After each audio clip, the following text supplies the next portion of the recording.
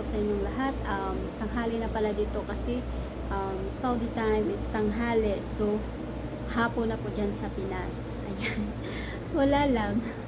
Na ano ko lang na mag-vlog dito sa labas kasi sobrang init. Hindi ko maintindihan, mainit na malamig.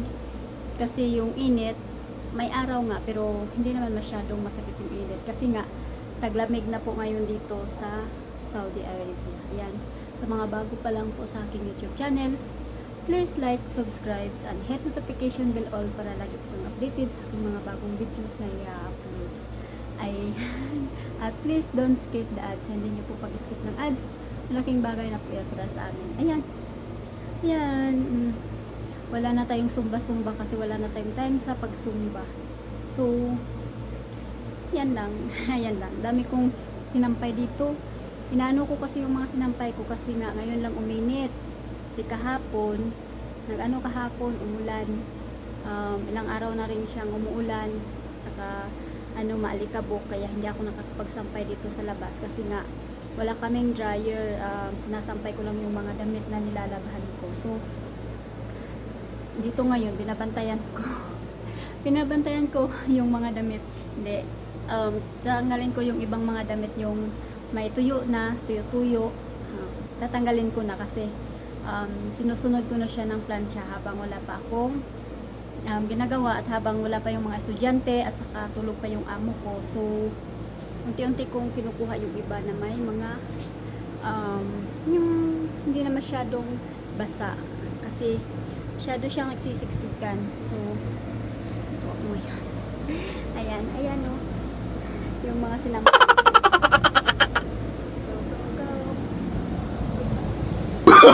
Oh, no, no, no, no.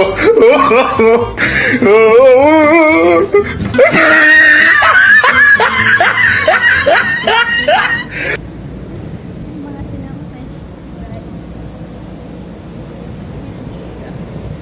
Mainit na malamig dito guys sa amin. Ayan. Ayan po yung sitwasyon natin. Malalabas yung aking alaga.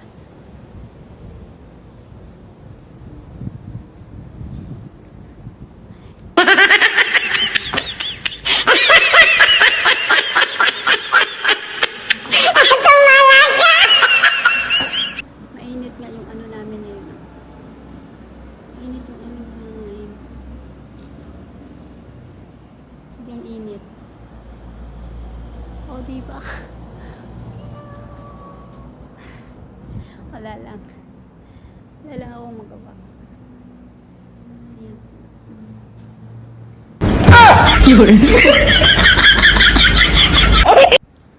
Tumakas lang ako kasi andito yung baka may dumating. Dumating yung amo ko. Balik na ako doon sa likod. Balik na ako sa likod kasi baka darating na yung amo ko.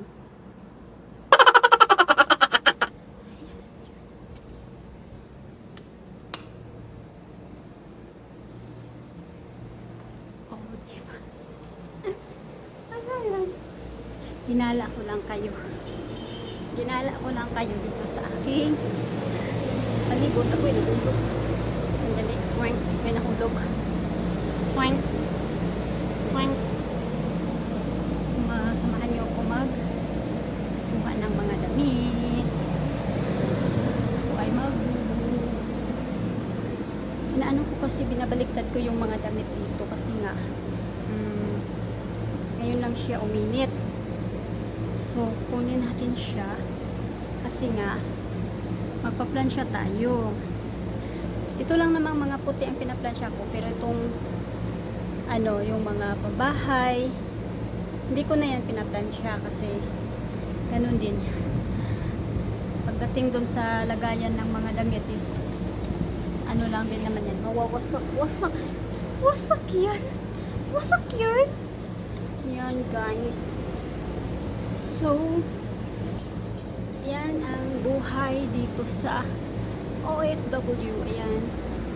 Kunin natin yung isa. Kunin po natin yung pandong. Yung pandong na ating among lalaki yung nilalagay na dito sa kanyang ulo. siya yung pandong. Ito. Yung nilalagay ko dito sa ulo.